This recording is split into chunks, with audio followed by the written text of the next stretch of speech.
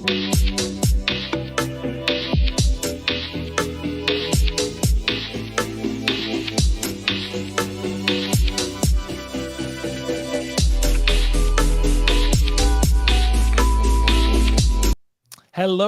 ladies and gentlemen. It is WillFoxification here, back again for another episode of Lights, Camera, Keco, Riley Reviews, Collects every Friday at 5:17 p.m. Eastern this fine Friday. However, it just varies. 5:15, 5:10. It really just depends what time I get home. Guys, it's going to be a fun show. We got Fennec Shand to talk about. We got Koska Reeves to talk about. We got Mars Toys fighting with Toys Wonderland to talk about, which we're going to get into. We got some other stuff, InArt and Hot Toys. Can we really compare the two? And of course, other fun topics that we have on the docket. Not a lot or a ton of news out there, but we're going to cover what is important. I will do a Moducase video because, by the way, everything is finally assembled. So, Riley, we'll talk more about it, bro. But I absolutely love these. Absolutely over the moon with how they work. They turned out. However, the build.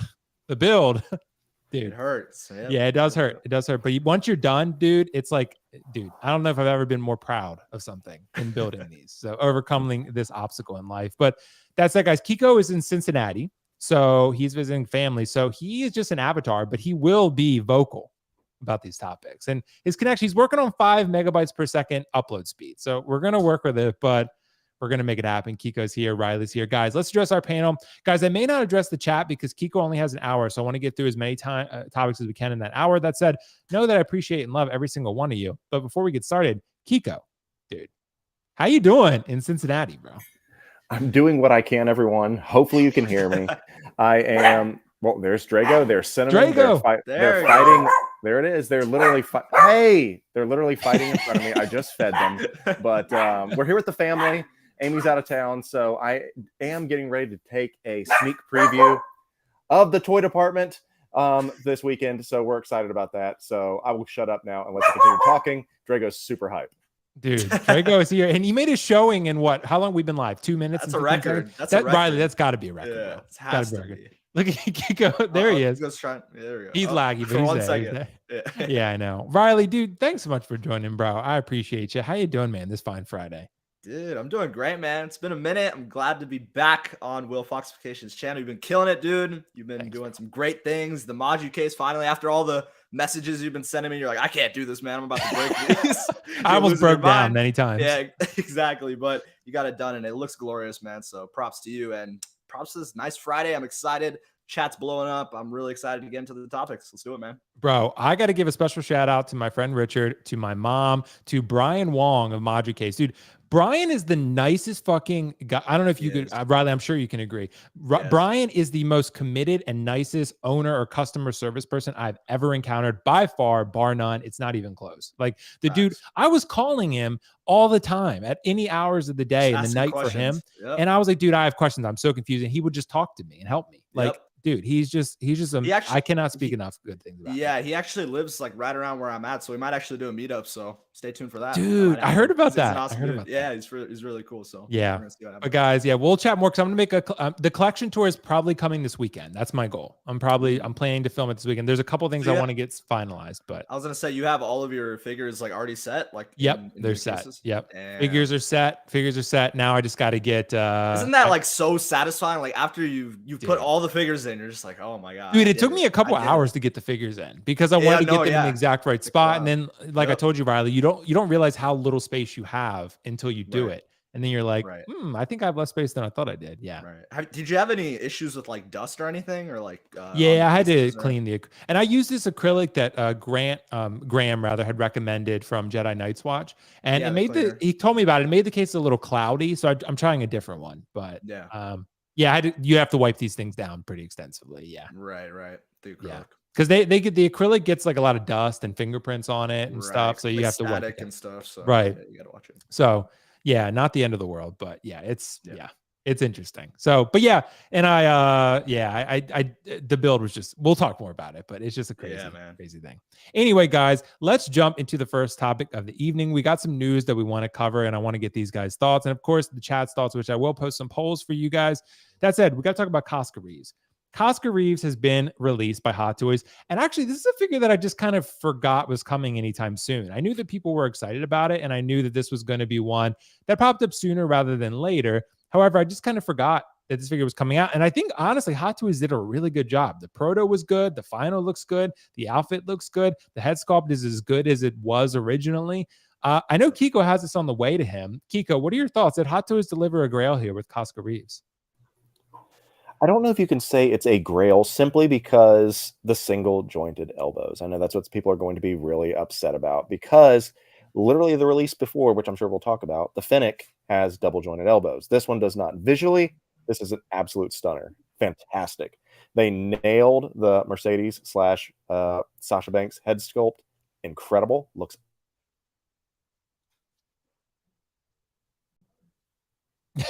Oh, do we lose Keco? I think we did. Man. Already. Oh, he's going to come back though. Cause I can see his avatar. It's like pulsating, which means he's alive. He's alive. He's there. He's probably still talking. He probably doesn't even realize that he's not talking anymore. But yeah, and this is just something we're going to have to deal with. So I'll jump back. I'll come back to Keco because I'm sure he's going to exist again in a second. Riley, I want to get your thoughts on this. What do you think? Is Koska Reeves a figure that you care about? Is this something you're going to pick up? Do you think Hot Toys delivered? What are your overall thoughts? So yeah, this is one where I'm kind of the same. Oh, we have two Kekos. So I gotta there we go. I'll remove one. Yeah, but the Koska Reeves, she came out great. I mean, I've talked about this before. I feel like with Hot Toys and Star Wars, I feel like 90% of their sculpts hit. Like they usually hit with Star Wars head sculpts. I don't know why. Maybe JC or Howard Chan just love Star Wars because they really do great jobs when it comes to the head sculpts. This one right here, I mean, it's a perfect example. Amazing sculpt. The likeness looks really great. I'm excited for people picking this up. Not going to be one that I need. I just don't think it's one of those characters where it's like I need to have it in my collection. Also, with Mando season 3 being a little not as hype, it kind of lessens the hype train for me. But I mean, look at that. The whole trio right there. That's pretty badass. I know a lot of people are going to have fun with these figures. I was one of the ones that actually loved Koska Reeves, the outfit. I think she has a really cool outfit. It's hard because I really like her helmet, but her head sculpt's also really good. So it's really a tough one. But I mean, what more can you say? It's a great looking figure. Happy for people picking it up. It just looks really nice. And you got that. I mean, look at that. The two female head sculpts, which usually Hot Toys, we've known this. Female head sculpts, they are harder to capture the likeness. But right here, I mean, it looks like two of the actresses right there. Like, it's amazing. Dude, and Riley, this is super interesting, bro. And I had to go back and look at Koska Reeves' hairstyle, and I was like, did she have those braids across? Did it look like it does? She did. Yep. So, and it's accurate. Dude, we're going to talk about Fennec, so I'm going to table that one just a little bit. Keco, I want to jump back to you. Hopefully you can hear me all right. Can you elaborate on your thoughts, bro, about Koska Reeves? We'll see how much we can get in. I was saying, I certainly can hear you, but I know that I guess people aren't really hearing me, but I think I talked about the single jointed elbows that I didn't like. But visually, I think this is an absolute win. Looks incredible. Yeah, dude, I think so too, bro. And I think you guys are really onto something about the outfit. I think the weathering and just the colors of the outfit, they really pop. It's very similar to Bo, obviously, right? It's really not that different, but you got a head sculpt. Riley, this is, dude, now I'm starting to understand the people who were like, Axe Wolves needs a head sculpt. At the time, I was like, nah, it's Axe Wolves. Who gives a shit, right? But now I'm seeing how good this head sculpt is. And the Katie Sackhoff one, it's decent, right? It's okay. It's passable. It could be better. It could be better. But with how good this head sculpt is, Riley, you made a good point. Like if you had her and Bo with the head sculpts and then Axe with the helmet on, it might look a little weird. I don't know. What do you think about that? I mean, I think the same thing. I mean, you have three of the characters who were obviously showed up in season 2 in a pretty badass way. And now you're just going to have the Axe Wolves without the head sculpt. So I don't know. He also I think the actor took a photo with the figure. So it kind of sucks because it shows that he's kind of even a fan of Hot Toys. And unfortunately, he couldn't get that head sculpt out. So it is what it is, I guess. Yeah, it's a tough one, bro. It's an absolutely tough one. But guys, let us know your thoughts in the comments below. Koska will not be one that I'm picking up just because when I told Riley, once you get the Moducases, you're like, man, I don't have as much space as I thought I did. And then, all these Star Wars figures I wanted to get, I'm just like, you got to make decisions. Like my Star Wars case is literally full, Riley. I can't fit any more Star Wars figures in there. So, and I got a couple on pre-order. I got to fit Cad Bane in there. I got to fit a couple others. So, I can't have 2 Darth Vaders apparently because I have one already and I can't fit a second one. So I'm going to have to probably move on from that one to get the DX at some point. So you got to get that. And are you going to get Anakin from Attack of the Clones or not? You skip No, because I'm just going to keep Darkside Anakin. Yeah, I'll just keep Darkside Anakin and roll with that. I wanted to have 2 Vaders, but not really possible. So Right. yeah. Right. Anyway, guys, let us know your thoughts in the comments below about Koska. I'm excited about her. I think I'm excited that people are excited. She's not going to be in my collection, but she looks great. And I think Hot Toys delivered something good here. And maybe you don't even get another opportunity at her. Maybe there's the only one. We'll see. Yeah. Only time will tell. That said, we got to move to our second release of the evening. We got one for Hot Toys Fennec Shand. And I want to ask the question, is this the best female Hot Toys head sculpt ever? Because I don't know if people have even considered that as a possibility yet.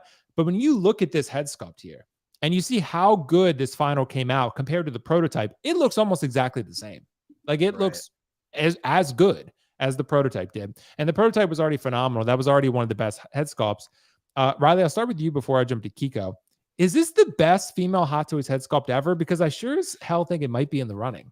Bro, it definitely is in the running. I mean, like you said, I didn't really consider it at first. I was thinking, yeah, in my head. I mean, female Star Wars head sculpt, I really can't think of another one that's beaten this. I think Star Wars wise, this is the greatest we've seen. This is I see no imperfections. It really does just look like the actress. They did a really good job on the sculpt. I'm happy it turned out like this because I know a lot of people, they want to recreate, I mean, that scene from Mando in the end credit when we see Boba on the throne and then she's on the side with the spotchka. Like, that's pretty badass. I know a lot of people, when they're going to recreate that pose, it's going to look so good in their collection. So I'm happy for collectors picking it up. I think, unfortunately, it's going to be one that I'm going to skip on again. There's just too many crazier Star Wars releases in my eyes where I had to let this one go. As beautiful as it is, I've seen like photos of it in hand, and it just looks really good. They really did a good job here. I'm happy for collectors picking it up.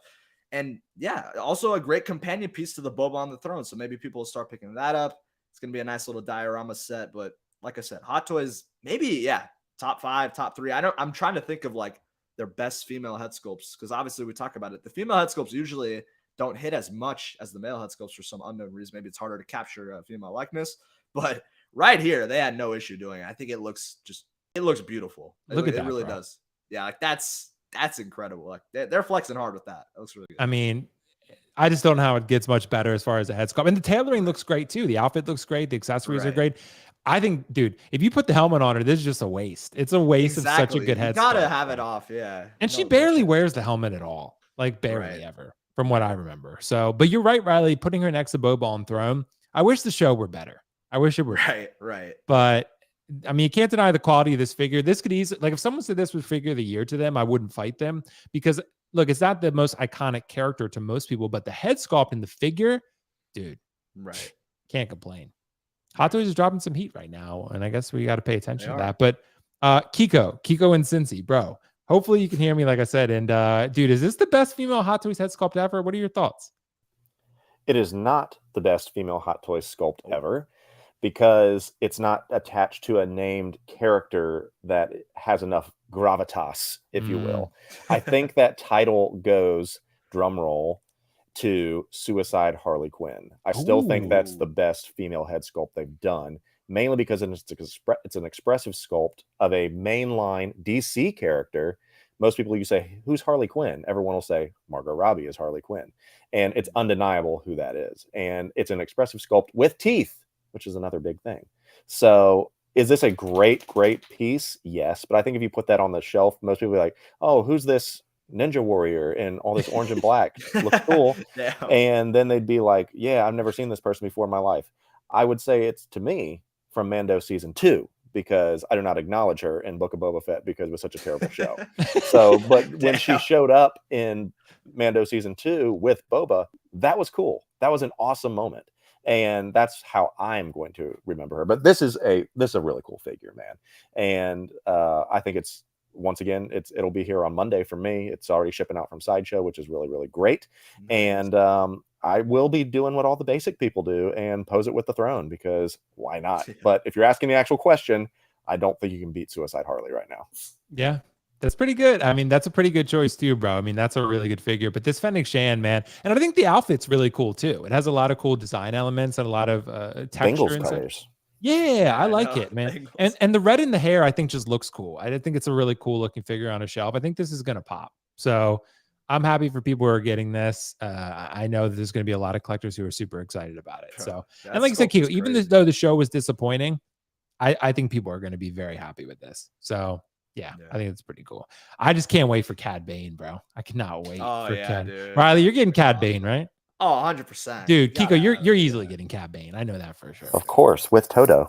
Yes. Dude, of course, bro. Because I'll make, dude, my Moducase, I'll make room for Cad Bane. Whatever I got to do, I'll sell someone. Cad Bane's coming in. He's an absolute grail to me. So I can't wait. But this Fennic is going to be grail. Yeah, Riley, you've seen that Cad Bane. Sideshow posted that video a long time ago.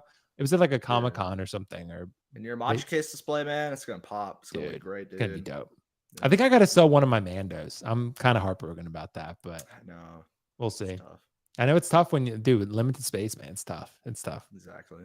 Anyway, guys, let us know your thoughts on Fennec Shand in the comments below. And this is a topic for this next one that I really want to touch on. It's a little bit different than what we normally touch on, but I think this is an interesting conversation because I've seen just a lot of conversation about this company recently, and I really want to kind of jump into that and dissect why there's such a disdain for them, including myself, obviously, because I've had bad experiences with them as well. But there's another company added to the list of disgruntled companies against Toys Wonderland, right? Toys Wonderland has a pretty lengthy track record in the public eye of upsetting people and being a company that people are just really not that thrilled to buy from and that they don't really like, right? So that's something, and I totally understand. I'm on that boat too. I'm not a Toys Wonderland fan. I've been outspoken against them for many years. I just am not a fan of kind of how they run business and what people say about them. So Mars Toys posted a statement recently, kind of addressing something that Toys Wonderland had put out there. Long story short, Toys Wonderland made a post about the Mars Toys Ghost Hunter figure, saying the figure was delayed due to quality control issues. And then Mars Toys comes in and says, no, that's not actually true. It was issues with Toys Wonderland not paying their invoice, and now they're lying to their customers and throwing us under the bus, essentially. So they said they're not supplying Toys Wonderland with Mars Toys figures anymore. That's not the first company to say that. And then somehow Toys Wonderland still ends up with the figures anyway. So I don't know how this really shakes out. But the question is, should collectors care? And Riley, I have to ask you, because at the end of the day, most collectors, probably what they're going to care about the most is their figures, right? But there just seems to be a lot of noise right now surrounding T-dubs. And then, of course, this company, Mars Toys, which people love because they're Mars Toys Prank Joker. And then other figures that they've done have been really good. Yeah. It just seems like another sort of questionable thing about Toys Wonderland. Riley, what are your thoughts about this? Do you think, I mean, it seems like collectors care, but should we? What do you think?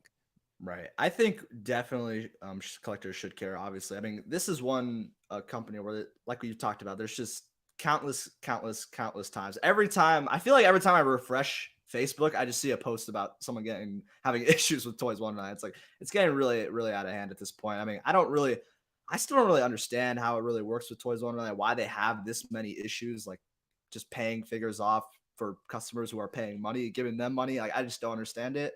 And like a lot of people have said before, I don't understand why people would still order with Toys Wonderland. For me, it's just all the evidence is there for me. I would never order from Toys Wonderland. I haven't ordered from Toys Wonderland. But like I said, I think this is really great because there's newer collectors in this hobby. People who are newer to this hobby, even myself, I feel like even when I started, like I didn't do YouTube, I just started collecting Hot Toys. Like when I was really young, I was interested in them. I would look on Toys Wonderland and I was like, these prices are crazy. I'm never going to collect these. Why is this like $1,000? But in reality, you can probably find it for cheaper on other sites. But like I said, I didn't have the knowledge or just the evidence or anything to know that. So I think it's really important. I think collectors should care because, like I said, for people who just don't know and order from this, they'll have to deal with the consequences of the delays, the orders. And I think it's great that Mars Toys acknowledged it because it's just going to help further show that Toys Wonderland is probably not the safest place to buy figures from. So I would say, yeah, don't order from them. And I think collectors should care because, yeah, it's a pretty big deal. I mean, like people talk about, there's just so many stories of delays or they have to wait like 6 months. It's on a boat or etc. They haven't paid off their money for their figures yet. I just would steer clear from it. And like you said, I think collectors should definitely care about this because it's pretty serious. Right. And I'm glad we got an interesting clarification here from Gina, who is absolutely awesome. Love Gina. Got to get Gina back on here for sure. Yeah. She said Mars Toys came out and posted a disclaimer that didn't specifically mention Toys Wonderland, but after more buzz, Mars Toys finally clarified that the original post was in reference, in fact, to Toys Wonderland. So very interesting clarification there. But at the end of the day, yes, they did clarify it was Toys Wonderland they were talking about.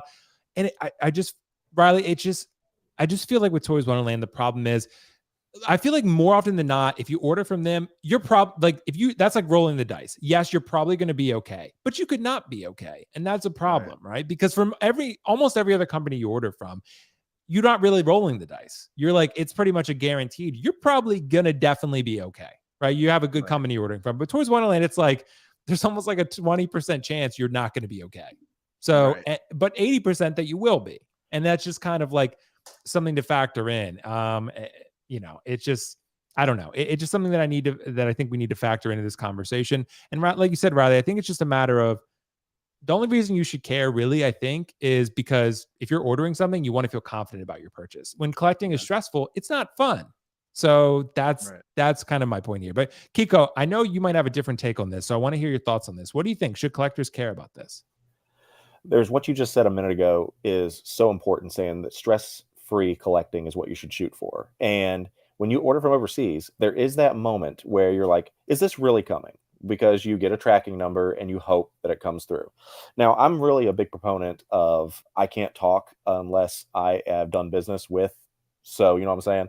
So I've never purchased a single item from Toys Wonderland. Most people know through all my real reviews and all those things, I get my stuff from Pop Collectibles. I have shared my frustrations with them before when we had an issue, and they addressed that. Most recently, there's something that got stuck in DHL for like 60 days, and they helped me with the receipts and getting them to customs. It was my suit Winwoo, you know that, and I spent honestly months with those figures tied up into potentially where they were going to get destroyed by U.S. Customs because there was an illegal issue that they found potentially about intellectual property, whatever it may be. But Pop Collectibles helped me through from the step it was ordered to it finally getting to my door. And so that's great customer service. Now, that's the whole point of what we're talking about here, is that it's such a hot button issue. And I know this segment, Will, is going to get a lot of views because it says Toys Wonderland, and naturally that gravitates towards the company and the YouTube personality behind it. Now, this isn't supposed to be a segment about Justin at all. But he's going to have to address the fact that as the biggest YouTube channel, most people, as you said, well, no, everyone knows not to buy from Toys Wonderland anymore. Well, as kind of the gatekeeper to the beginning of collecting, stop, Drago, is that people, he doesn't like Toys Wonderland either, is that people will see his channel and that's where they first go. They don't look for anything else. They don't know about any buy sell trades. They don't know anything to do. And so as a person who represents that as being the first entry point for collectors, you do have to take some responsibility for that. And so that's why he's kind of tied, you know, at the hip with this company, because he talks about them and people see that. But what I don't like is blaming him for their issues, because that's not what it's about. If you have an issue with the company, sure, blame them all you want. But I do think that because you can't talk about Toys Wonderland without Justin, you just can't.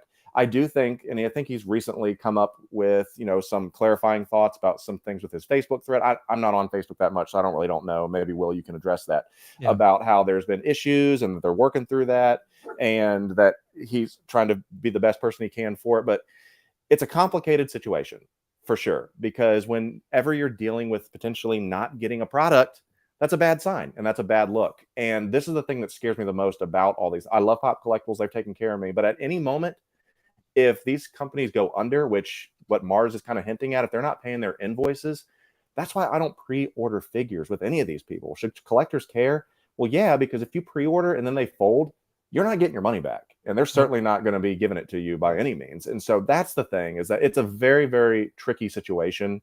But man, if you're out there and you don't know like the right place to get stuff, just go from an authorized dealership to where you can go and get your money back. You might have to wait a little bit longer, but at least you're going to get your product and your money is going to be situated. That's what it comes down to for me. Yeah, and I can comment on this because I think people are pretty much aware already that, you know, Justin and I are friends. So, you know, we are going to do a live stream at some point on his channel, I think next week, and we were going to do the one this week, but I was obviously pretty preoccupied building these things, so we rescheduled it, and he was nice enough to accommodate me. I'll say exactly what I'll say on his stream. I've been very consistent about it from the beginning. Like he and I are really good friends. And honestly, I'll say it right on the money. I don't think Justin is a bad guy. I'll say that. I've been friends with him. I don't know if you would call it enemies. We had sort of a public breakup, which people knew about.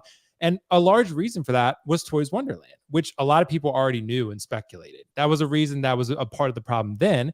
But what happened was eventually, and Riley knew this because I talked to him about it, I told Justin, I was like, look, I view you as a friend and I don't want to end a friendship over business affiliations. I don't like that he's affiliated with Toys Wonderland. I've said that to him from the beginning. He knows that. We're still friends despite that, right? I don't like Toys Wonderland. He works with them. That's fine. I don't have to work with them. I can work with him and still be friends with him, and he can work with whoever he wants to. I don't like Toys Wonderland, like I mentioned, but at the end of the day, I think it goes both ways. I've told Justin this, and he knows. He knows that he has some responsibility in people trusting his recommendations and where they go. However, buyers also have responsibility in knowing where they're going and spending their own money. So it goes both ways. Yes, each side has responsibility. No one is free of that. That's why, I partnered with Comic Concepts, not because, like it's just like this amazing thing where I'm just getting like all this free shit. It's because I trust them. I am getting a better deal on things, right? Sure. But at the end of the day, I trust them, and I went with someone who I knew was reputable, that's not going to fuck people over, and also not going to make me look bad. Because then if I go and recommend Comic Concepts and Josh is fucking everyone over, then that's going to make me look like an ass. So, and that's something I think that every YouTuber who's in any influence position, not just collecting, anywhere, has to think about when you're making a business affiliation. Is this worth it? And that's something we've talked about, and I've talked to it about everyone who wants to hear my opinion on it. So to me, that's really just what it is. So, and that's kind of just how I view it. Like I've had with anything with YouTube, right? We've talked about this. Anything with YouTube, you're going to have friends, you're going to have falling outs, whatever, right? But I'm not going to end friendships over business affiliations. If Toys Wonderland was like committing legitimate crimes and like doing stuff like that, then I'd be like, okay, I might have to draw the line somewhere. But right. Justin, I'm not going to stop being his friend because he affiliates with a company that I don't like or don't respect. That's just how it is. So, that's just kind of how I view it. So everyone's going to be different, but I would not recommend Toys Wonderland. I don't recommend you shop there. I don't like it. I don't like them, but they're going to do their own thing, right? So to me, that's what I would say about it. I think collectors should care, though, like Keco said, because you got to know where your money is going. You got to know where everything's going. And look, let me just tell you, like, I think, I'm just going to I'm always transparent and honest about this stuff, right? Like, I think Justin's getting a lot of hate right now. And I've already talked to him about this and said, this is something that you just might have to accept, because if you're going to promote Toys Wonderland, this is going to come with the territory, right? You have to just realize, and I'm sure he knows that, like, they are a debatable company. Keco disappeared. They are, people don't like them. So to me, and that's, just something that it's just how it is. But, I will say Justin is not a bad guy at all. I will stand on that. Like, of course, I don't agree with everything he does or says, as he doesn't agree with everything I do and say. But I will say that, I'm not going to end a friendship over that. So that's what I would say. And I don't mind saying it publicly or to anyone who asks me. So it's just, I just think that's important. And I think at the end of the day, that's something that we all need to be accountable for. We all need to be accountable for where we spend our money and who we're listening to. And if you don't like Justin, you don't trust Justin, then don't listen to Justin. That's pretty much it. If you don't like me or you don't like Riley, then don't listen to me or Riley. That's just who it is. But I just think, I think it's important to, that's all. And look, that's fine. If you don't trust people, that's totally fine. But, it just, everyone's going to have their own thoughts. And I just think it's, it is what it is. Honesty is super important to me. So that's how I view it. And that's why I'm having this conversation now. I don't mind having it publicly, because it's like, I think sometimes people get a little carried away with some of the stuff they say, but for sure, nonetheless, we're going to see. Anyway, guys, thanks for listening to me go on about that one. And of course, Riley and Keco. Well said. And yeah, I mean, look, Mars Toys went after T-Dubs. They didn't really give a fuck. They just went right after him. So, right. And look, it's not the first time I've heard that complaint about T-Dubs, and it is what it is. So, yeah. So, and look, everyone can choose what to do, what they want to do, and go from there. We did get a super chat though from Mr. Graham. Dude, I don't know how I fucking forgot to give Graham a shout out with all the Moducase shit. Riley, I know Graham helped you. Yes, he helped Graham helped me. I was watching the videos. Bro, I not only did I watch his videos, I voice called him, or sorry, I FaceTimed him on Facebook, and my mom and I were talking to him, and he was helping us a little bit with some of this stuff. He literally was helping me like while he was like looking after his kids. Like, dude, Graham's videos are great. He's so helpful and great, guys. Check out Jedi's Night's Watch. Super great dude, just super Love kind Graham. and Great generous guy. and just great content too. So For sure. yeah, I know Graham's like giving my $1.99 back. I'm sorry, bro. Yeah, that's my fault. That's my fault for not being more upfront about that. I don't know how I fucking forgot. Graham, you're in there, bro. Trust me. So anyway, guys, sorry, I don't mean to bring too much drama to the show, but I wanted to address the Toys Wonderland thing just because it's a hot button topic right now. And I warned these two before the panelists before I brought them on. It's my job to bring drama. You know that. Yeah, it's Keco. Yeah. Karen Collects. Come on. Yeah. Karen, dude, I actually really like the name Karen Collect. Honestly, think that has Change it. Yeah. I think Keco should change it. Karen in Cincy or Karen Collects in Cincy. I don't have the bandwidth to do that today. Yeah. That's true. You don't, honestly. Yeah, you don't. All right, guys. So it looks like we got another super chat. Oh, PG. Well, you just came in at the right time. Woo, I made it to another live. Thank you so much, bro. Appreciate you, bro. Thank you so much for the Thank you so much, bro, for the kind words. So anyway, guys, let's move on to something a little bit more exciting. I want to talk about this because there was a collector that actually shared a photo on Facebook today that I thought was really cool. It was a previous, like all the showcases from Hot Toys announcements.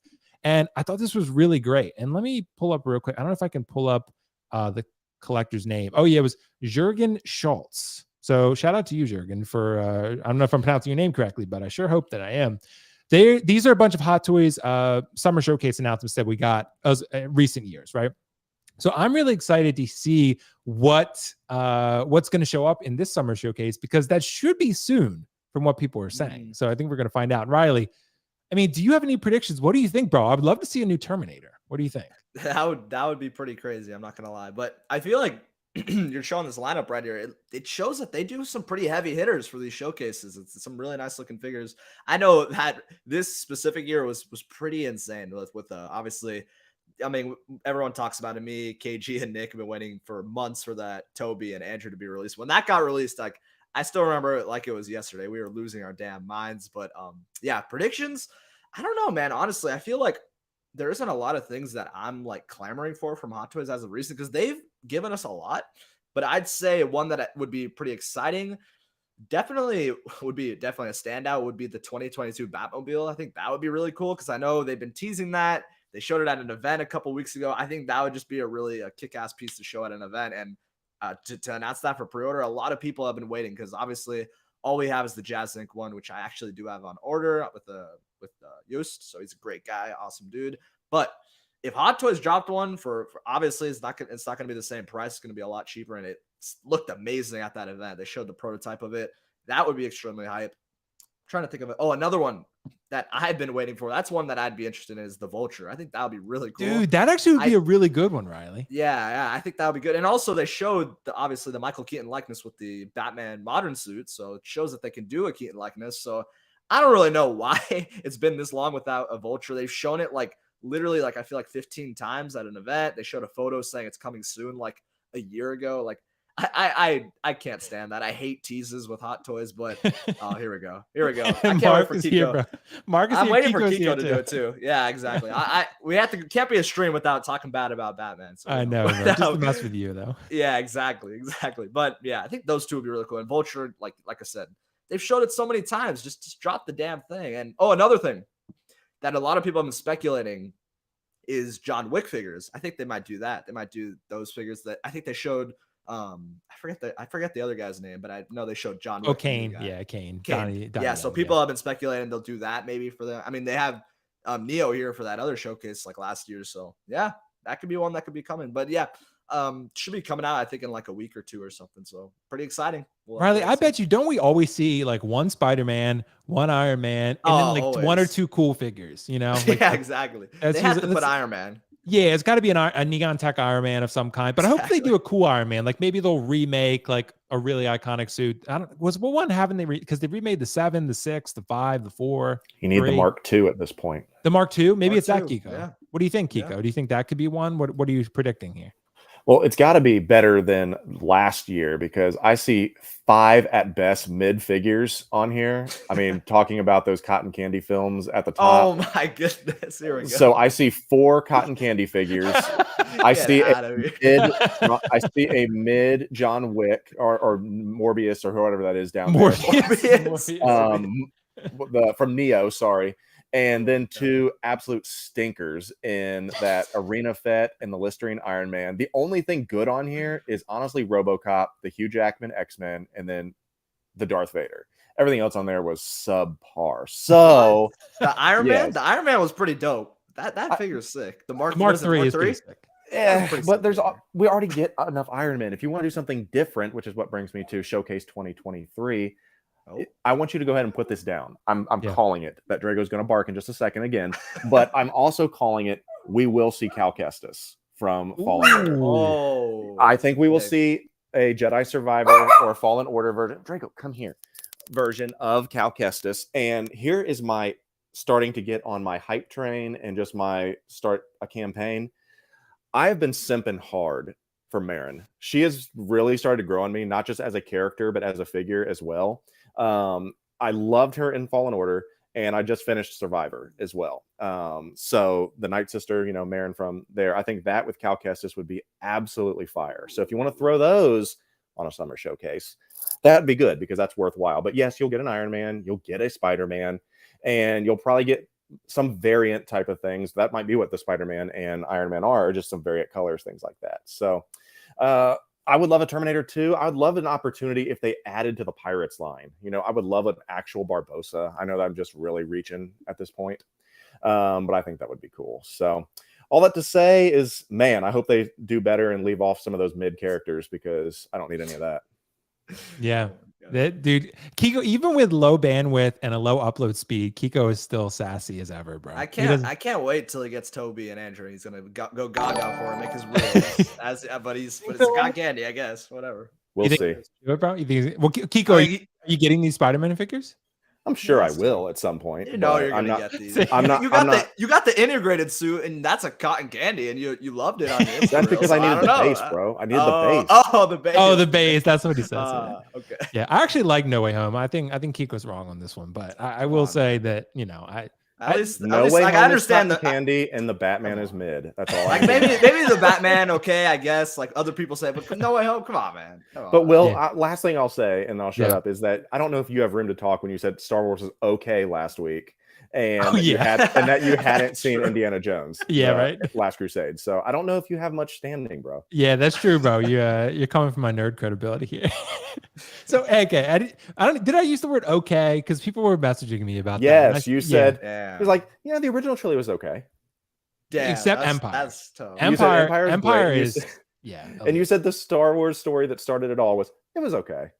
Yeah, dude. A New Hope is solid. It's good. Yeah, but it's funny how it changes week to week. Dude, it's solid. Empire, though. Empire. That's a banger right there. Return of the Jedi, I'm not crazy about. I didn't love Return of the Jedi. I was kind of like, it was good, but I wouldn't really watch it again, probably. I like Revenge of the Sith more. I like that one a lot more, personally. Oh, yeah. It's my favorite. Yeah. I think that's a better film, but I do think Empire is incredible. Empire, pretty much everyone's on board with that one. But yeah, I mean, I don't know. For my predictions, I hope that we're going to get a Terminator. I'm really looking forward to something. Terminator Prime 1's already announced their Terminator. Maybe that license is coming back up. Maybe Hot Toys is going to be like, okay, it's time to revisit this. Maybe we'll make an Arnold and a T-1000 or just two Arnolds, a clean and a dirty or something. I don't know. But I think that would be pretty cool. I think you're probably right, though. You guys are probably going to get an Iron Man of some kind. There's probably going to be something random thrown in there. You could be right, Riley, about the John Wick figures. That could easily be one or two of them. Yeah. Sure. But on this list, there's some pretty good ones. I mean, the Iron Man Mark III is great. The Spider-Man figures, the Darth Vader is obviously the number one here, I think. Because that Darth Vader figure, that's going to break the internet when that releases. So yeah. And RoboCop was super different. So like you said, you might be RoboCop on the Terminator. I know a lot of people were excited about that RoboCop. Just because even though it's not everyone's favorite RoboCop film, it's still a RoboCop. So Neo, though, no one cares about that. If that were Neo from the original film trilogy, then sure. People would. Maybe Morbius might be more popular than Neo. Who knows? That's a good question, bro. Looks That's good. a good. We should make that a poll, actually. Yeah. Yeah, do it. That's actually a good question. I'm going to predict, though, an Iron Man, a Spider-Man of some kind. You'll probably get maybe the John Wick Riley mentioned, and I hope a Terminator. I'm going to predict a Terminator. Yeah. So, all right, guys. So we're going to end that topic. And Keco, I know you got to run, bro. So is there anything that you want to plug real quick? If I can get this text banner off real quick. Is there anything you want to talk about before you go? I do want to apologize, Will, to messing up this thing because I forgot, honestly, that I was supposed to be in Cincinnati until my wife said, "Are you still taking me to the airport?" I'm like, "Oh, no." And I actually forgot about that. So I was supposed to come up here and see the family. So I do hate that the internet's not great. You guys can't see my face, but I still stand by my takes that the Batman is mid, Spider-Man is No Way Home candy. So, and that I think overall that I just love being with you guys. So thank you for dealing with just my little K floating avatar. And there is some good stuff coming on the channel. If you checked out, there is a what to do when the honeymoon is over in your collecting phase. So check that out. That's my latest video. There is a video about vehicles coming. I was going to try to upload it here, but then I laughed when I saw the bandwidth and I can't upload videos here. So that is in the queue. And then obviously we have a bunch of figures that we're taking pictures of and doing reels next week. Crosshair, Fennec Shand, Koska. And I think there might be one more floating in there somewhere. So good stuff. I appreciate you guys so much. Don't have too much fun without me. Dude, we probably will. It's going to be a lot. We're going to talk about how great the Batman is. Most likely, and I'm sure the streaming numbers are going to go through the roof once I... they will, bro. We'll give No Way Home a 10 out of 10 opposite of cotton. What's the opposite of cotton candy? Like a pretzel? Something hard? You know, something savory, yeah. That sounds it's a pretzel. Good. Some beef jerky. Yeah, it's a beef jerky. Yeah, it's a savory comfort food. Yeah. All right, Keco, have fun at dinner, bro. All right, appreciate you guys. I'll talk to you later. See ya. All right. All right, Riley. And then there were two. Let's do it, bro. We got this. All right. So, guys, let's move on to our next topic. I want to talk about something that was super interesting here. There's some like bigger picture topics that I wanted to talk about this evening, just because there's not a ton of news, to be honest, to really talk about. There's some things here and there, but just not a lot of crazy stuff. Let's get into one of those topics. I want to ask the question, Riley. I'm just going to share my screen, just bring up like 1/6 kit or something. Just bring up an example, right? This is the InArt Joker, which actually is still available, the deluxe version on kit for $1,200 shipped. I think at retail, it was like $1,096. So you're paying like a little bit more over retail now than what you were previously. That said, can we realistically compare InArt and Hot Toys? Because I think we've done this for a while, and I've definitely this has been something that I've done a ton. But it was actually a conversation I had with Justin, who brought up something really interesting to me. And he was telling me you can't really compare InArt and Hot Toys because that InArt's releasing like one figure a year. And then you have Hot Toys who have released almost 40 this year already. And it's halfway through the year. So, of course, maybe the one InArt figure is going to be really great when you have one figure you're doing versus 40, for 80 or 60, 70, whatever Hot Toys is going to end up releasing by the end of the year. So it's almost like you can't even compare them. But I think InArt has welcomed that comparison, probably for good reason, to bring them more attention. And then also, that you have, these characters that they're doing that Hot Toys has already done, that they seem to have purposely selected for that reason. But Riley, what do you think? I mean, can we still compare InArt and Hot Toys? I would say yes, we can still compare them, but Justin does give a really great point. I didn't really consider the factor that, I mean, they have so many more figures, and obviously on top of the figures they're releasing probably more batches of, because it's just mass production of certain stuff like clones and other crazy stuff. But I think they're still comparable. One that's obviously going to be the biggest comparison that people are waiting for is, like we talked about, Keco just left, the Batman, or the Midman as he calls it. Two figures coming that I am particularly super excited to see with the Hot Toys and InArt. And I know a lot of people out there in the content creation space, they're going to do that comparison because, I mean, it makes sense. It's the first head-to-head with two different 6-scale companies, and it's going to be really exciting to see. I would say, yeah, I think they can be comparable, though. I do get what he was saying with certain figures being more different because the ad is, I mean, they're two different brands. Like Justin said, they're not making as many, so they're probably doing that much more detail into their specific figures.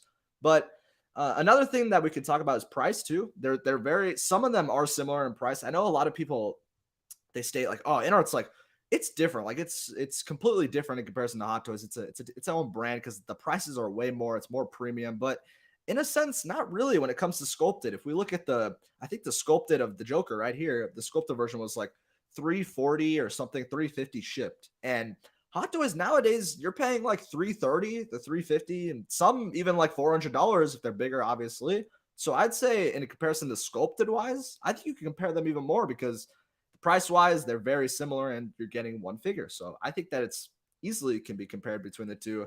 And yeah, obviously with rooted though, it's going to be different. They're going to add that like $200 because obviously rooted hair is going to do that. But I'd say price comparison, you can compare them, and also just figures itself. A lot of people are just going to compare them because, like we said, there's not a lot of premium style brands right now for 6 scale other than InArt and Hot Toys, and maybe some others in the future. We're going to have to wait and see. But I'd say you can't compare them. But in other senses, it's an interesting one because that you actually gave a great point with how Hot Toys is very different with how many figures they produce. That's maybe why we see that little decline from proto to final. In that case, InArt, if they have 1 figure or 2 figures or 3 figures to worry about, it's going to be a lot easier to make a better figure. But yeah. It's interesting. And Riley, you make a really, really good point there about comparing sculpted to sculpted, because that's a little more apples to apples. You know, it's a little more like it's in a similar price range. You know, you're getting, I think probably even better. You're getting a better head sculpt more often than not, I think. As far as if InArt delivers on what they promise, let's phrase it that way. If InArt delivers on what they promise in their prototype, then yes, you are getting a superior head sculpt, I feel. Like, I think the InArt prototypes they have shown have all been mostly better than a lot of the Hot Toys equivalents, right? So if we're looking at Batman versus Batman, sure. If you're looking at maybe an InArt versus that Fennec Shand, for example, that's different because Fennec Shand is just phenomenal. And I think that's just a really, really, really good head sculpt and showcase what Hot Toys can truly do on a mass production scale. But it's a really valid question. I still probably will compare them because they're still 6 scale figures. At the end of the day, collectors are going to have to choose. And you mentioned premium brand. That's probably a good way to describe it. Hot Toys has been considered the premium brand up until now by most people. Unless you're into customs and you're paying thousands of dollars for head sculpts and whatever, you've probably been used to buying Hot Toys as the premium brand, and they still are in many ways. But InArt has kind of come in, you know, as I guess the Tesla or whatever expensive car, right? Where it's just like expensive and you're going to pay for rooted hair or whatever and all these die-cast weapons and stuff like that. So yeah, it's tough to say, but I think we're going to compare them insofar as you have a limited space in your collection, you have a limited budget in your collection, and you have to choose which figures are going to make the cut. And if you collect 6 scale, it's going to be between this and it's going to be between Hot Toys probably more often than not, unless you collect IPs that neither of them carry. So that's I think the question, right? I think they're, like you said, Riley, they're more comparable insofar as rooted versus or sculpted versus sculpted in lower prices. But rooted, that's where it gets a little bit tricky because Hot Toys just doesn't really do rooted hair right. You know what I mean? Right. And then the rooted just makes it that much more realistic and just better looking if it is done correctly. Unless you're Keco, because Keco's figure did not come out as good. Keco, man. But the Afro Joker.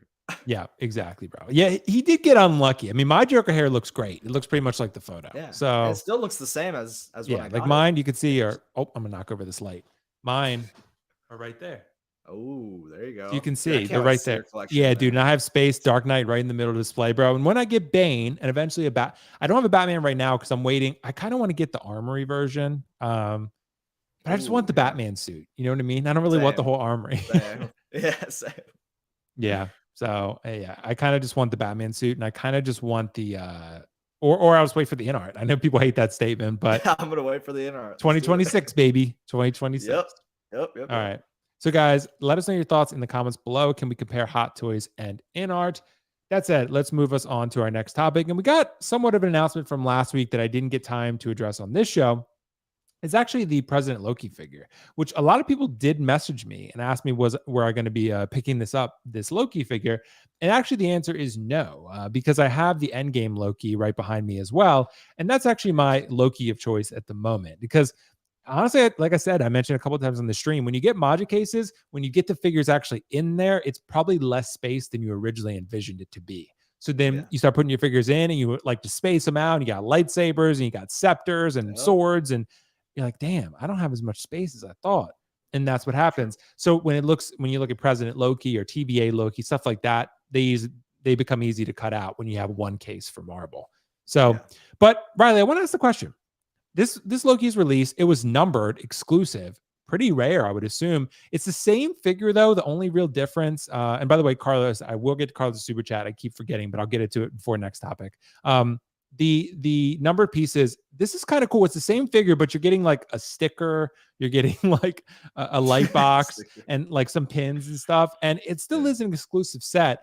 Do we like the number of pieces aspect here, Riley? Because this is somewhat different for Hot Toys in recent years, at least. Yeah.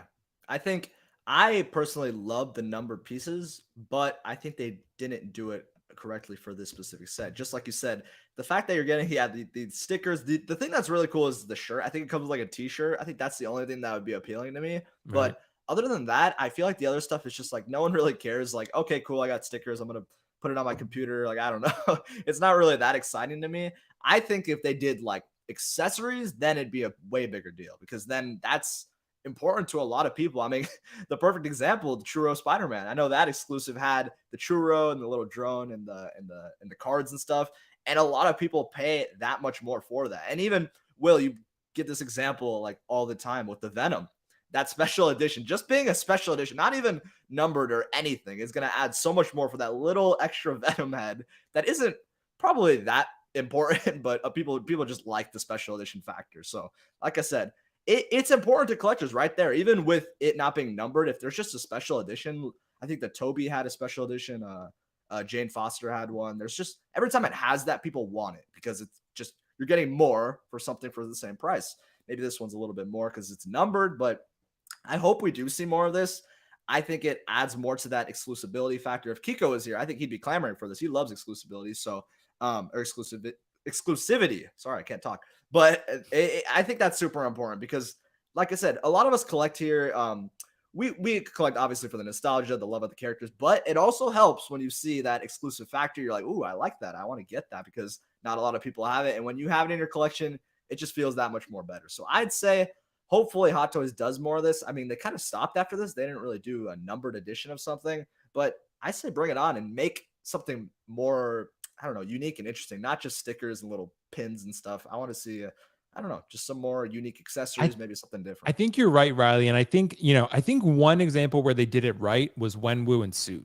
And the reason I say that is because they gave you that box. The box with the 10 rings. I think a lot of people want that accessory who want Wenwu. If you want Wenwu, I think a lot of people would have liked that to come with the original. And I think, that would have been nice. But I do kind of like that there is an exclusivity factor to something, right? It doesn't have to be everything. I don't want everything to be super high end and exclusive. I would like some more things to be exclusive because it is kind of cool to have that chase and, sometimes missing out on things and stuff like that. It is kind of nice to have that chase every now and then. But this Loki, I think they're doing it, Riley, clearly with pieces that they don't feel great about sales wise. And they're just kind of like, let's make an exclusive. And just because they still are passionate about it, they still want to make it, or maybe they're obligated to make it. Who knows? But something is influencing their decision to make it exclusive. And yes, they still had a release for this Loki, but I think it was probably a small batch. I would be willing to bet. So I think it's already waitlisted from what I remember. So yeah, I think so. So yeah, it's and guys, by the way, I will get to some of these questions. I know there's some really, really good questions in the chat, but I definitely will try to get to some of these. But as far as this Loki, number of pieces, bro, I would love to see more of it. I would love to see more. I want to read it. I don't want it to be every single piece, but I'd like to see more of it. I'd like to chase things a little bit more sometimes. Right. Like, I think that makes it kind of fun. Yeah, and it's not even with Hot Toys. You look at even InArt with, I think, the Joaquin Joker, it says that limited edition thing next to the name. So that gets a lot of people more interested. And even with other companies, like we've talked about it before, J&D, I think they said they were going to go into the 6-scale space. We haven't seen anything of that. But something that could be they can look into is maybe like numbered editions, because obviously they do with statues. And I think they make like 900 per statue. So if they did a numbered version of a figure, I think that would get a lot of people's eyes caught on that and maybe just want to capture and get that figure because that's important to people. Yeah, but I do agree with you, Riley, and I see the comment from Joker J and other people had mentioned as well. The stickers and such, it's a little bit of a poor choice. I mean, it's like it just doesn't really. It's not something I feel like at least collectors in the States. I don't know about other territories, but as far as the States, I don't think people are really going to give a shit about these. Like it's like the only reason you would buy this for them probably is because you want the exclusive version. That's pretty much as far as it goes. But the accessories themselves, it's not like the Wenwu box with the rings. That's much cooler. It's not the Churro Spidey. Come on. Yeah, it's Churro Spider-Man, bro. People want that fucking churro, dude. They just do. So, yeah. Anyway, guys, let us know your thoughts in the comments below. And now let me try to scroll all the way back up because I know we had a super chat from Carlos, I never say his skip this. username, Riley. I never say Don't say it. his stupid ass username, bro.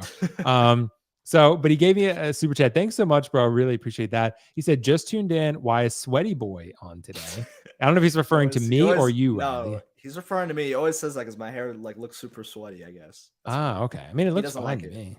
So, yeah, there you go. Thank you. I don't have a great perspective though, because I don't have hair. So I don't. It looked great, man. Looks better than mine.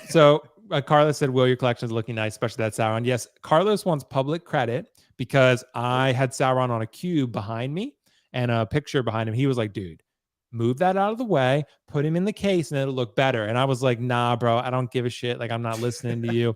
And then basically, I put him in the case, and I was like, "God damn, it does look better." so he was right. He was right. I hate when Carlos is right. He's been right like one time, Riley, and that was today. True. Yeah. So, but thanks so much, Carlos. Appreciate you, bro. Yes, thank you guys for all the comments about the Moducase collection behind me.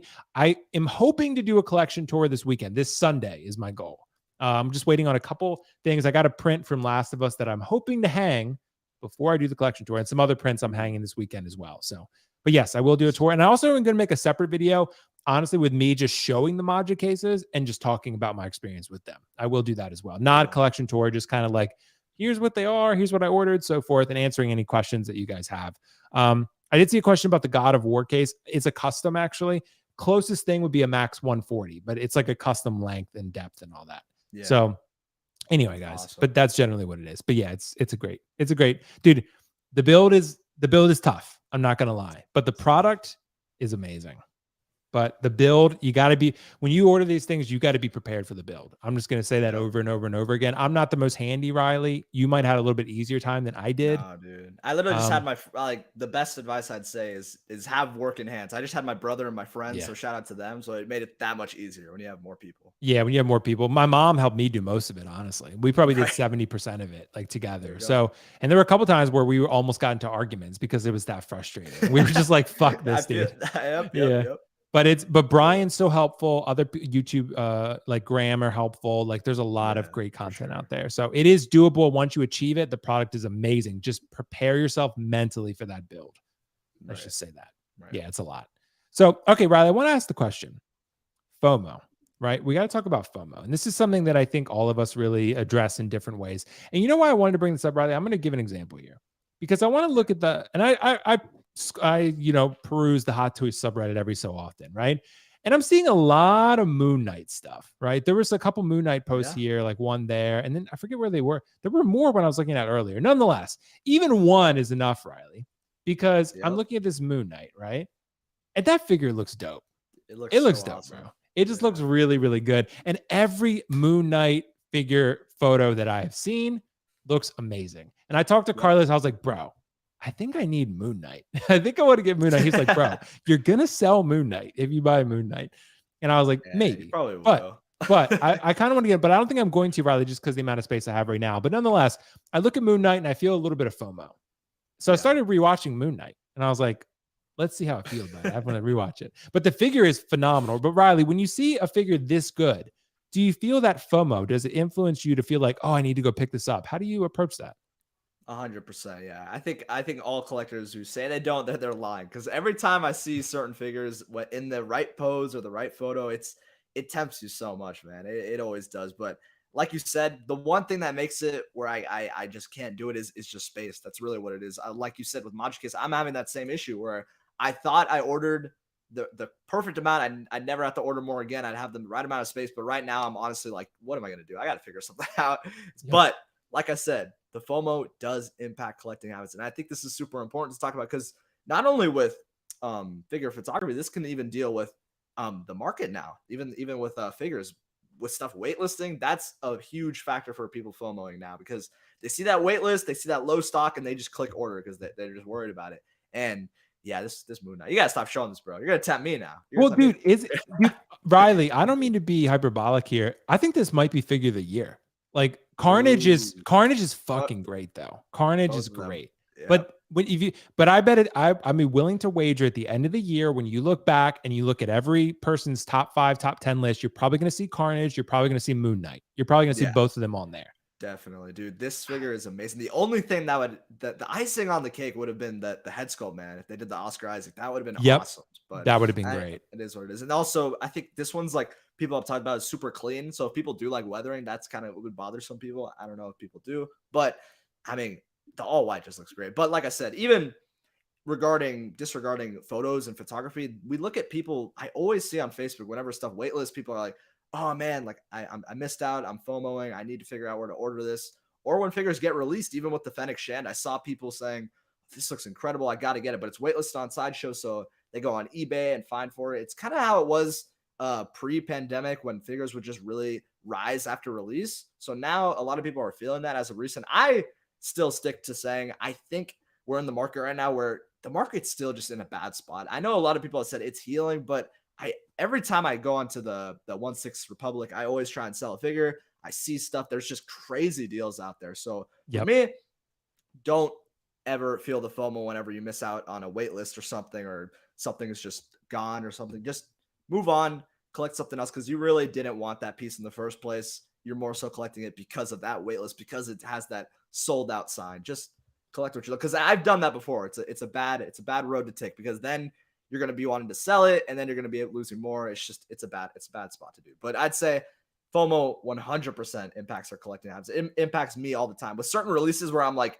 I'm never going to get that. Like, it's cool, but I'm not going to get it. But when it releases and they show the photos of it, you're like, damn, this looks really good. And I know this has been the talk of the town, Moon Knight. And I think people have said the cape is like one of the best capes Hot Toys have done. So dude, that's what I think it is, bro. I think it is just from what, and I trust Keco, but look at that cape, bro. Yes, dude. Supposedly it has 3 different wires in. I was talking to Justin too. Like, Justin did a review on it, and when I looked at all his shots, I was like, bro, those poses are dope with that Moon Knight figure that he did. Like, it just, I don't know if I've ever felt FOMO more than this figure. Like, I just feel like, because this was like when they originally announced it, I was like, it was on my radar and then kind of off my radar, and then it was back on my radar. I was considering getting it, and then I was kind of like, I don't know. And that almost told me I didn't really want it. But then the photos came out, and I saw the reviews, and I saw people just talking about it. And I was like, damn, bro. This figure's it would look hot in the black Moducase. That's what I'd say. It'd pop. It'd look good, dude. Dude, honestly, man, this is just one of the coolest outfits I think that Marvel has ever put to the screen. Like, it's just incredible. And it sucks he's barely in it, but you know, I know. Like, he's in it like 7 minutes or something. I watched the YouTube clip. So they have him with the suit. The other suit. What's his name? Mr. Knight or Mr. Knight? Yeah. And then there's of course Jake Lockley or whatever, but I guess we'll see more of that. But man, this figure just, you can't even put him in a bad pose. I love that. I love that with the sword, or what, I don't even know what to call those, but the fact that they're like in between his fingers, it looks so badass. It's awesome. Channeling his inner Wolverine, bro. Yeah. Exactly. Yeah, it's a super nice figure, but yeah, I don't know. I'm gonna have to think about it. I'm definitely considering it, but no. FOMO is something that we're always gonna have to deal with, and I think at the end of the day, you kind of have to, if you can, reel yourself back for a couple days. Think about it. Don't make an impulse purchase and then make a decision later. That's what I try to do. And usually you can get clear of mind by stepping back a little bit, removing yourself from it, and then kind of making a decision. So, but Moon Knight, damn, look at that, bro. It's awesome. Like, it's just such a good figure. It's so good. This is Hot Toys showing how awesome they truly are. I'm gonna FOMO you to get the Batman, not the Midman. At one point, but I want to watch. Riley, I want to watch it again. I kind of want to watch it. It's a lot, dude. It's such a long. That's the only thing. I love the movie, but it's so damn long. But it's great. Yeah, I love it. Well, because dude, I've kind of been revisiting things that I either thought were like pretty good or didn't really like. I don't know if I think I did. Like, I've been replaying Last of Us 2, and I'm actually like really liking it. I'm really, but I hate Abby. I don't like Abby, but the rest of it, that's why you didn't want that statue, right? Yeah, exactly. But like, I'm actually enjoying, and I'm seeing a lot more. There's still some flaws for sure, but I'm seeing a lot more with Last of Us 2, like what they wanted to do and where they failed and whatever. And I'm seeing a lot more good in it. Still some bad, but a lot more good than I originally saw. So sometimes that helps, just to go back and look at it with a fresh set of eyes later down the line. So. Yeah, FOMO does that too. I mean, that's why, again, it's good to really think about it before you pull that trigger. Riley, you hit a really good point as we wrap this one up. It's absolutely the case, bro. It's absolutely the case. The market is in a bad way. It is. Try selling anything. Like, I can just tell you'll find like figures for like 150. It's crazy. 140. Yep, because I had less space with my Moducases than I thought I did, meaning I had to sell a few statues to make space. And I'm going to have to sell a few figures probably too, right? So the market is shit. It just is. Yeah. And just from what people have told me about cancellations and about where all these companies are sort of at, like it's tough times out there, bro. Right. It's tough times. It is. So yeah. Yeah. So anyway, guys, let's move on to our next topic. And I want to ask the question here. Yeah, let's do this one. This should be fun. So Star Wars, Riley, this is your jam. Ooh. The best released Hot Toys Star Wars figure ever. And Oh man. look, I want to get the chat to weigh in on this one too. And because I want to hear people's thoughts on this one. This is one that I think we need to get everyone in on, right? The best Hot Toy Star Wars figure ever released. And again, we cannot say DX Vader because it has not been released yet. Damn it. Because I was gonna that say would be for sure. Because like I would pick that. I would be like, yeah, it's fucking DX Vader, bro. Like DX Vader is going to be the grail to rule all grails, which is why, like I said, I have Empire Vader up here and I love it. But I only have space probably for one Vader. So I'm probably going to have to get rid of that one eventually to get the DX. But Riley, best Star Wars figure ever, bro. And I gotta look at mine. I was gonna say, I'm trying to like think off the top of my head. What? Oh man, dude. Honestly, look, Empire Vader's tough to beat. Empire Vader, that base, and just the presence. The helmet is a little bit shitty though because the magnet doesn't really want to stay on super well. So you just got to get it there and leave it, and it's fine. But dude, Dark Side Anakin. I was gonna say, I think I'm gonna go with the dark. I mean, that base, man, I always talk about. It's one of the best bases Hot Toys has ever made. I love the light up about it. But yeah, I'm saying I'm gonna, man, because I also really liked the Mando Luke. But yeah, I'm gonna say Dark Side Anakin or the Empire Vader, because that one, Empire Vader, was actually my first figure ever. So the fact that is, I'm just gonna say that because that figure is amazing. The base is incredible. It has the light up yellow lighting, and like you said, it's a Darth Vader. Like you can't really go wrong. That is, in my eyes, the most iconic character in Star Wars. So that was one where, but the Dark Side Anakin, I understand the Grail prices. Like this figure is freaking amazing. The head sculpt is amazing. I think Carlos has told me he's not as much a fan of it. He thinks that it could be better, but I think he's full of shit, bro. He's been trying to buy mine for a month. So, there you go. Exactly. There you go. Yeah, Carlos. and I keep telling him no. So no, keep telling him no, man, because he was waiting for the 2.0, which still is yet to happen. We'll have to wait and see. And if they do a 2.0, that'll probably end up being the best figure ever, because if you make it better than this, like, oh my god. But yeah, this figure, it holds a special place for me. Maybe it's also biased because I obviously love Anakin Skywalker. He's my favorite character in Star Wars. So this figure, I think it was in the start of my collecting, I picked this up because I just needed it, man. This is such an iconic moment. So I picked that up, and it's just such a beautiful figure. It's got the amazing base. The robes are fine. The tailoring looks great. And another great pick would be the Darth Maul. That's a really good pick too, dude, because there's so many good, like, just glorious Star Wars figures. You really can't go wrong with choosing the top 5. There's just amazing ones, hands down. But I want to hear your thoughts. Riley, bro, this Darth Maul, man, like they have, of course, the Clone Wars Darth Maul, and I had the Solo Maul. And I thought it was pretty good, but it pales in comparison to this one. Yeah. This one is phenomenal. This one is so good. Yes, people have had complaints that the red here in the photos is a little more red than it shows up in real life. In real life, it's like almost like a slightly red purple. Like it's like slightly, it's like maybe not quite accurate in entirety to the red you see on screen, but it's pretty close, right? This Darth Maul has so much presence, especially considering you have 2 head sculpts. It's a DX, movable eyes. You can put him in a lot of different fighting poses. He poses well because it's mostly fabric. This Darth Maul, and look, as much as maybe even George Lucas didn't intend for Darth Maul to become iconic, I think he is one of the more iconic Star Wars characters. I think a lot of people, like for a casual Star Wars fan, I think they would probably know Darth Vader. They would know Luke, probably. They know Han. And I think Darth Maul would be on that list. I think some people would know Darth Maul for sure. Not to the level of Darth Vader, but I think Darth Maul could be in the running. If I had to choose the best Star Wars hot toy that I have owned, dude, it might be the Darth Maul. Like it honestly might be the Darth Maul. Like I love Dark Side Anakin. I think Dark Side Anakin's fantastic. Empire Vader is right up there too. And the only reason I would get rid of Empire Vader is because of space. And because DX Vader, I think, is just a little bit better. I think DX Vader is just fucking cool. And but if I had to pick one figure, it might be honestly a sleeper pick. I don't think I would put it number 1, but Durasteel Mando is super underrated. Durasteel Mando. Like honestly, Riley, I've had the deliberation that I might only be able to keep one Mando. right? If Yeah. that is the case, I might keep Durasteel Wow. over Okay. Chrome, which is crazy. Yeah. But some I was people gonna might say think it's crazy. Chrome Mando is also one that could be, because the amount of stuff that comes with that figure is Yeah. insane. So you can put that one there too. Yeah. Yeah, it's true. But anyway, guys, let us know your thoughts in the comments below. Riley, final answer. I'm gonna go with Darth Maul. What's your choice? Final answer. I'm gonna go Dark Side Anakin. That's so based off my collection, because I don't want to do one that I don't have. The Phantom Menace, I don't have that one. I'm going Dark Side Anakin. It's amazing. You don't have the Phantom Menace Darth Maul, bro? You need to No, pick dude. that up. I have the solo one, the solo Maul, because I like the robotic legs. But That's I pretty do cool. love the prequels, so that would be one where if I see something, maybe I'd pick it up down the road. You know, we always talk about the iconic version, the definitive version. It's Phantom Menace, bro. It's Phantom Menace. That's the and people have been selling that one lately for some reason. I've seen like 3 or 4 different sales posts, and that one I just told you about, like someone listed it with the speeder for like $345. Like that's a steal. Yeah. So that's below retail. I think it was 400 something retail.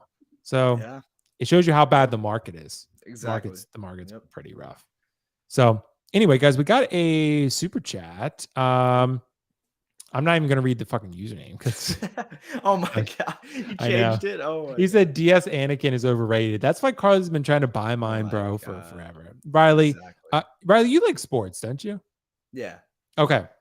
Because Carlos was in our fantasy football league for the first time this year, and he kept trying to trade me over and over and over and over again for Travis Kelce, and I had to keep telling him, no, stop asking me. And then he told me I was never going to make the playoffs, and then I won the league. So, and he didn't make the playoffs. So I like to tell that story as a lesson of Carlos' inadequacy.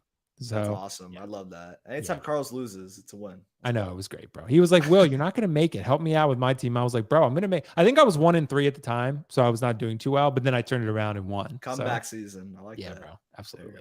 Absolutely. Riley, let's ask the question. I know it's coming. The best Hot Toys Marvel figure ever, bro. Ever. Oh my god. I got to look at mine. I was going to say, I'm only judging it off mine, so people probably have completely different answers. Riley, a side note, Riley, I do have Venom with Tom Hardy head sculpt on, the half head sculpt. Dude. I have that on right now. I didn't think I would use that, but I kind of like it. I haven't used it on the Venom figure, but I tried it on and it looked amazing. It looks really cool. It's pretty cool, bro. It's pretty cool. Honestly, bro, I think Joker J nailed it. I'm debating. I think it's fucking Carnage. I think it's Carnage. We got some Yondu. We got G17 saying Yondu. What if Ultron is not a bad choice, actually? That's a good That's one. a really good pick. Logan Wolverine, original Mark 46. Carlos is putting porn stars in the chat again, so it's not there. Evil Sneaker said Carnage.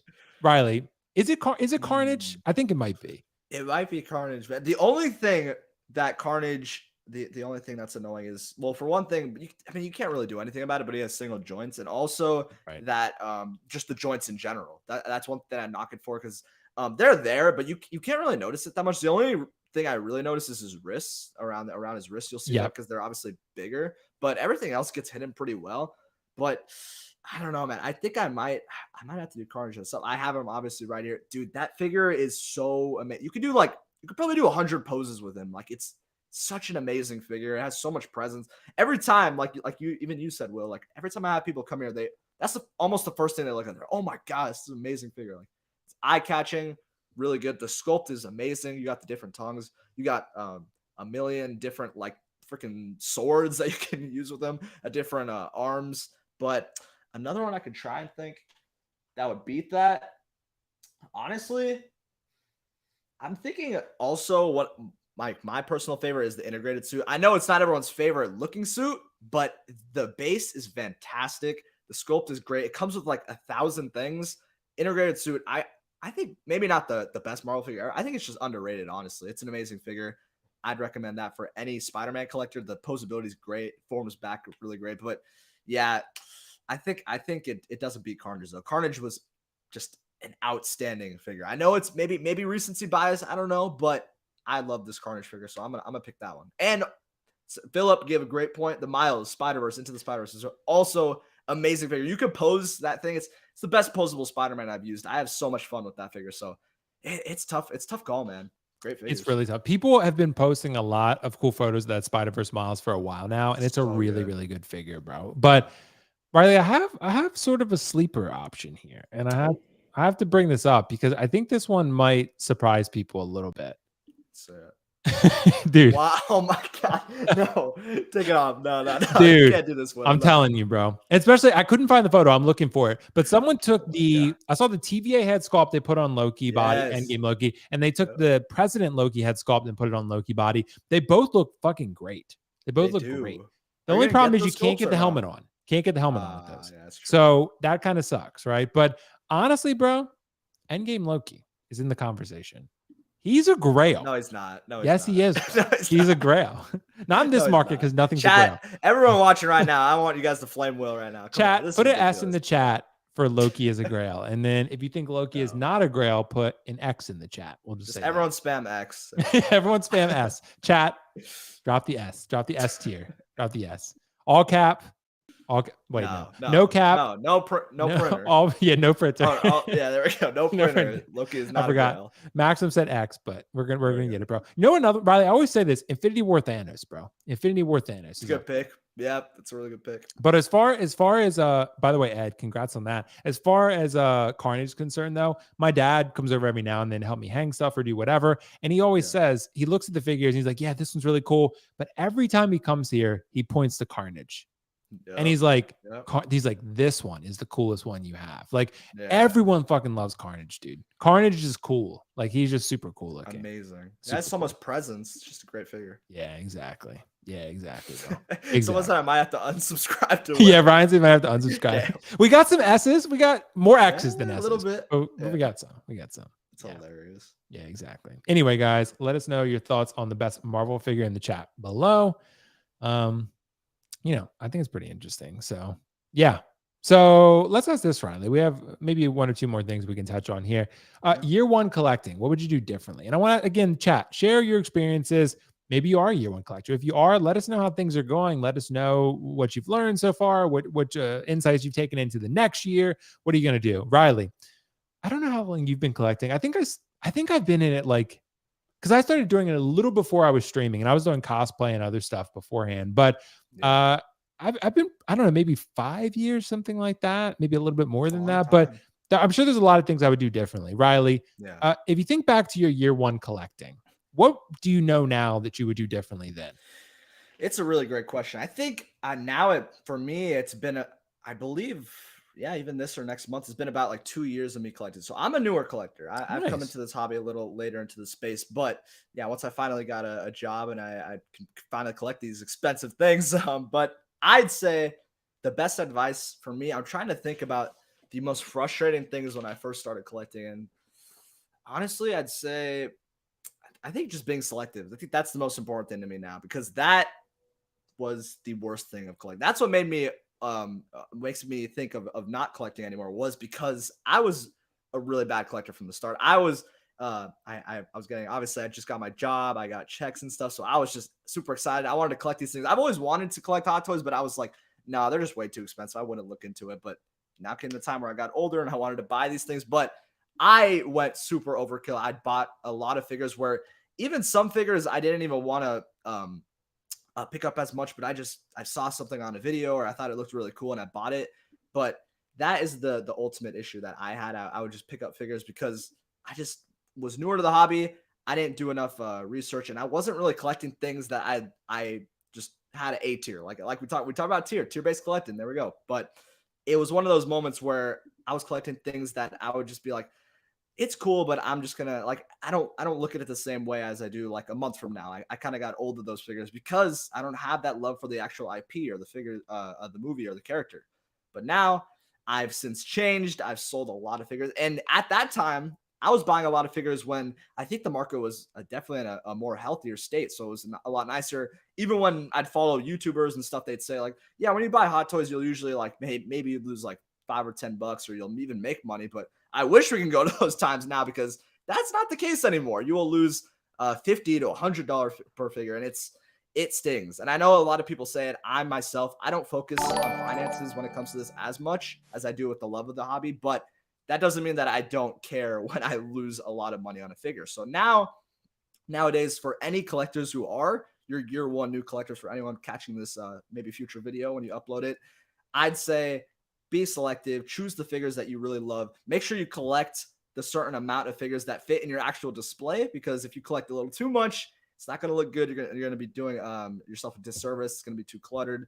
And yeah, that's the most important thing to me, because I know I'd collect a lot of figures that I just really didn't care about a month or 2 or 3 months later, and I had to sell it, and I lost a lot of money from it, and it was a mess. So I'd say be selective, collect what you truly love. If there's a movie that you love, a character that you love, your top like 10 or 15, stick to those, because you're going to be hurting yourself when you just pick up a bunch of figures you really don't care about and it just looks cool, and then you end up dumping it for a loss. That's what I'd say. Dude, trust me, because I've done that. I've done it, you know, especially when I moved to Delaware and then I moved back home. It was a different, it was a kind of a wake up call in a way. For one, moving the figures, it's not fun. And then two, when you go back and forth moving everything and then you get back and space is a little bit different, it's like, okay, I got to change something here, right? So that's what life does to you sometimes. It smacks you in the face and it's like, all right, wake up, you need to change something. And that's what happens. So year one collecting, dude, the biggest tip I would give for sure, and I always, I told people this a lot when I first started collecting, and I'm sure there are a lot of people maybe in this position right now who can listen to this. I think I had $15,000 in pre-orders, right? And I knew what I pre-ordered. I was like, okay, I pre-ordered Sam Wilson Cap and Ahsoka and this and that, but I never was really cataloging it. It's not like I didn't know what I was pre-ordering. I was never cataloging how much I was spending and month to month and stuff like that. And then I went through and I was like, yeah, there's no feasible way to do this. Like, it's like I make a middle class income. I'm not the highest earner where I can just drop any amount of money on collectibles all day, right? So that's the biggest thing. Catalog your purchases. You should be screenshotting your purchases, anyway, for if you need tax reasons for doing so. You should be cataloging like where you're buying things, how much you're buying, monthly budget, yearly budget. Look, collecting should be fun, but it also needs to be serious sometimes. So if you're not keeping track of that, you're going to get a wake-up call at one point and you're not going to like it. You're just kicking the can down the road. So trust me. So it's going to happen. And I do feel like that's something that people need to do. And FOMO, Riley, you did make a good point about that. FOMO for sure is a big one. Sometimes you just got to really think about what you want, because even if you want it then, 6 months from now, if you need the space or you need the money to get something you really wanted, then you're in a troublesome spot, because now you've already spent that money instead of saving it for something you did actually want. So that's what I would say. That's just been my experience. Everyone's going to be different, but that's just been what I've, but I don't know. This Loki looks great on a side. It does, bro. You need to get this. I'm telling you, bro, get the sculpt. It looks way better with the different sculpts. It does, but without the helmet, it's not as cool, dude. It's not as cool with the helmet. So that's true. Yeah. So yeah, it's pretty wild. Anyway, guys, let us know your thoughts on year one collecting. What would you do differently? Maybe you are a year one collector. If so, let us know. Let us know your experience so far and how you're liking it. So that said, this Loki looks great, Riley. This Loki looks great. It looks awesome. I need to get this probably. This head sculpt anyway. All right, Brad, this is going to be kind of, as our final topic, this is going to kind of be a little bit off the wall when the people might not be expecting. This actually was announced several weeks ago, and I've been having it on the docket almost every week until we had time to get to it. Now we do. So Infinity Studios has showcased a figure. Infinity Studios, who some people may not be acquainted with, essentially they usually make statues. They usually make half scale, I think quarter scale, I'm not sure, but they make a lot of half scale. They make a lot of Lord of the Rings. They make busts. They made like a 1-to-1 Hathaway bust, Joker, some other stuff. Really, really good shit. Like really, really good. High end, really, but really good. Well, now they've announced this Pacific Rim figure that they've teased, and Infinity Studios is no joke. They make really high quality stuff. And what if they enter 1/6, Riley? Because this is an articulated Pacific Rim figure. Again, this might be more for the market over in Asia than it is for us. That would just be my speculation based on what people have said to me, that the Asian market tends to like sort of robot, mech warrior type things, whereas the US to a degree, but not as much of a cultural thing here as it is there. Right. So what happens, Riley, if Infinity Studios enters 1/6 and they start tackling things that we do really care about? Maybe they start tackling Terminator, or maybe they go after, some of the lines we have seen from other companies like DC, right? But maybe they're making different DC stuff. I don't know. Riley, what do you think? What happens if Infinity Studios, what if we have another major player enter 1/6? How do you think that changes the landscape?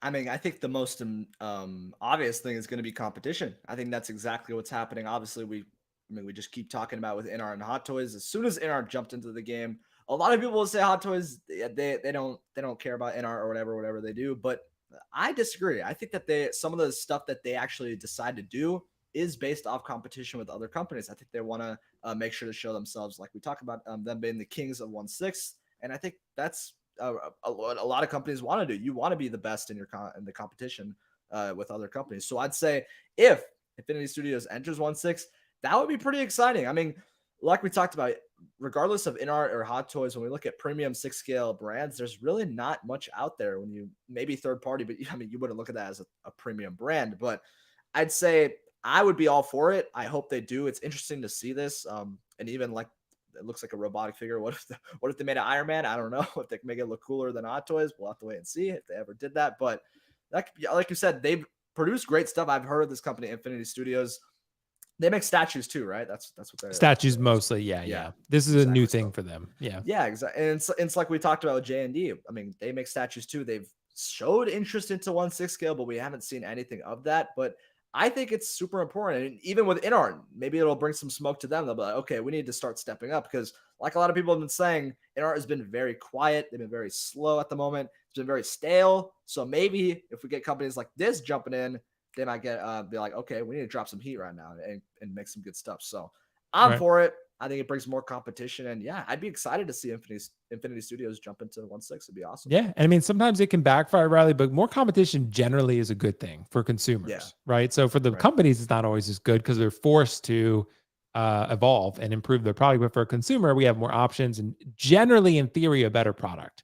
We'll see though. But I'm excited, dude. I have no interest in this figure whatsoever. But if Infinity were to do figures that I were interested in, then I would definitely pay attention, because I don't own one of their statues, but I have seen a lot of collectors who own their statues and in hand, and they look great. So very excited to see what they do with 1/6. I mean, I just want to see more. So I mean, I was gonna say, I mean, it's cool to see statue companies jump into 6 scale, because I mean, obviously knowing you're into statues, they put so much amounts of detail into it. I mean, we look at Queen Studios before InArt, they were just a statue company who was making statue pieces, busts, and now jumping into 6 scale, we're seeing some of the best prototypes we've seen in a 6 scale form. So it'd be interesting to see what Infinity can produce. No doubt, bro. I'm excited. And I think I'm excited to see more from them. So yeah, guys, thank you so much for your thoughts on that one. Infinity. I want to see Infinity jump in, bro. I want to see them do some 1/6. Riley, we got a super chat, I think. Carlos had thrown one in. Who? Oh, yeah, 199. Carlos said, Will, show us your nipple. Bro, that super chat is way too low money for me to do that. It needs a 50 at least. Yeah, at least, dude, it's got to be $199. That's the price to see the nip. Because, dude, it's not just like the foot. You showed the foot on stream. I remember. Yeah, that's a little bit different. The nip is like the next couple levels up. That's the next step. Like, I'll show the nip, but I'm not above showing the nip, but it's got to be for the right price. Like, I'm not going to be a hoe for nothing. Like, well said. Yeah, like, I mean, you got to make it worth my while, bro. So no printer. Yeah, exactly. No printer on that one. So yeah, bro. So by the way, Carlos, he had mentioned something on Riley, if you saw this. Mentioned Will spends money on getting girls to come over so he can ditch them at the beach. So that's not exactly how it happened. Damn, that's true. It is a kind of the roundabout way of what happened, but that's a story. It's a story I could tell if people want to hear it. But no, someone asked Joker J, was she ugly? No, she was a really nice girl and she was not ugly. But you ditched her. Not really. Like, no, not really. That's an oversimplification, right? Oh, oversimplication. But I did leave her there. Not really leave her. I was in the car while she was walking on the beach, and I sat in the car. But I didn't leave the premises. I was there, but we were just not together. You semi ditched her, I guess. Yeah, semi. We'll call it semi. But she's really nice. She's super nice. So anyway, yeah. Carlos said $200. And anyway, guys, let's wrap this thing up before Carlos drops a major super chat. Riley, dude, anything coming on the channel that you want to talk about? Thanks so much for joining, bro, as always. Appreciate you. Dude, of course, dude. Well, I'm glad to be on here. Obviously, Will, you're one of my closest buddies. Dude, you've been killing it. You're about to hit 7K, I think I'm seeing, right? Dude, you're right yeah, it's getting close, but I've actually have not been killing it because I've been building these things. So that's what you've been working on. Dude, you've been killing it on Instagram. Dude, guys, Riley is the guy you want to follow on Insta. You and Keco. You two kill it on Insta, bro. Like the trends, the reels, all that shit.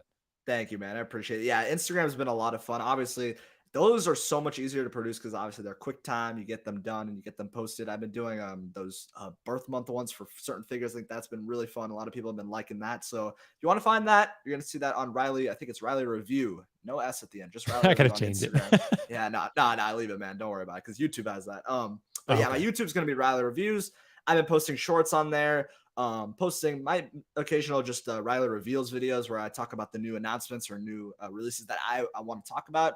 And we've been doing some streams. I actually streamed with KG. I don't know if you saw that, Will. So we did a little recoup there, and we were talking. And dude, he's a changed man. He looks amazing. So shout out to KG. He's an awesome dude. And yeah, you guys have been showing so much love to the channel, and really do appreciate it. And yeah, thank you for having me on, Will. Just check out me on Riley Reviews on YouTube and Instagram. Just pumping out shorts, reels, all that fun stuff. And yeah, pre-order previews. Yeah. Well, guys, check out Riley Reviews, of course, Instagram, and Riley Review on Insta, and then Riley Reviews on YouTube. Yeah, so got it. Check them out over there. But guys, from me, you will be seeing a collection tour hopefully this weekend. That's the plan. Yes. But I don't know yet because I want to get this Last of Us print because it's super important. Riley knows I've been looking for this thing for a while. I finally got it up, so I'm getting it framed. I hope it's going to be done. But yeah. Another thing I've been missing is your Instagram's the one of you just running with Luke Skywalker. Oh, dude, see more of those funny ones. Yeah, I know. Trust me, those will be there. Will be many more of those. But it's just I've been building. Every time I load, oh my god, dude! Every time I go and see those, I just people message me. They were like, "I don't know if Will's okay." Is Will fine? What is happening? What's going on with him? Yeah, so those have been fun, guys. Let me know if you want to see more of those. Check me out on Instagram, will.foxification. Dude, Riley, I had to go to Walmart to buy women's panties for that. So yeah, dude, that's it was exactly super what awkward. I was wondering in that video. It was super awkward. Where the hell did you get? Because I think you asked me, you're like, where'd you get those panties? I was like, Walmart. Walmart, actually. Yeah. And my brother was like, you should just return them now that you're done the video. And I was like, well, I might need them for another video. So I just held them. Just keep them. So safekeeping. Yeah, we'll definitely see those panties again. Carlos is right. Yes. Anyway, guys, look out for the collection tour. I'm going to do a Moducase video where I just talk and showcase everything sometime in the near future. And I'll answer some questions about Moducase. Building, I might not be able to answer questions as well because I'm not even sure I know what I did, to be honest. Like I just did it eventually right. Apart. Yeah, exactly. They should be good. It's just, guys, linking them together. Oh my God. It's just, but it's so worth it when it's done. Yeah, so worth it for sure. Anyway, guys, thank you so much for joining. Thanks for being engaging in the chat. Thanks for listening. And thanks for always being supportive. And hopefully we get to 7,000 subscribers soon. More content coming now that I got these things finally built. And anyway, guys, check Riley out. Check Keco out. He's having dinner with his mom, but we still love him nonetheless, even with his slow internet. Guys, have a good weekend. Peace out. Bye.